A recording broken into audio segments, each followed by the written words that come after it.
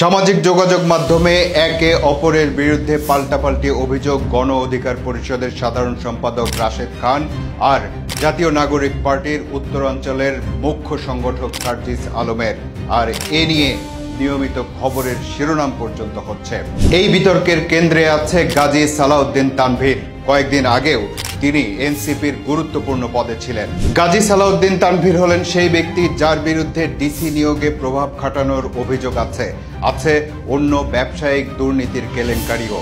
এমনকি এসব অভিযোগে এনসিপি তার বিরুদ্ধে সাংগঠনিক ব্যবস্থাও নিয়েছে। গণ অধিকার পরিষদের সাধারণ সম্পাদক রাশেদ খানের অভিযোগ, সার্জিস আলমের সাথে ঘনিষ্ঠতা এবং তার প্রশ্রয়েই এতদূর পৌঁছেছে গাজী সালাউদ্দিন তানভীর। এসব কথা তিনি লিখেছেন সামাজিক যোগাযোগ মাধ্যমে। সেই মাধ্যমে জবাব দিয়েছেন সার্জিস আলমও। তিনি বলছেন তার বিরুদ্ধে এসব অভিযোগ অনুমান নির্ভর। হতে পারে কোনো স্বার্থ হাসিলের জন্য এসব করা হচ্ছে অথবা রাজনৈতিক উদ্দেশ্য প্রণোদিত।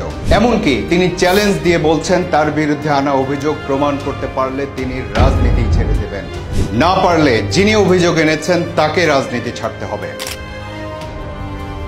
আর এই দুই চ্যালেঞ্জের মাঝখানে জনগণ, সত্য কোনটা?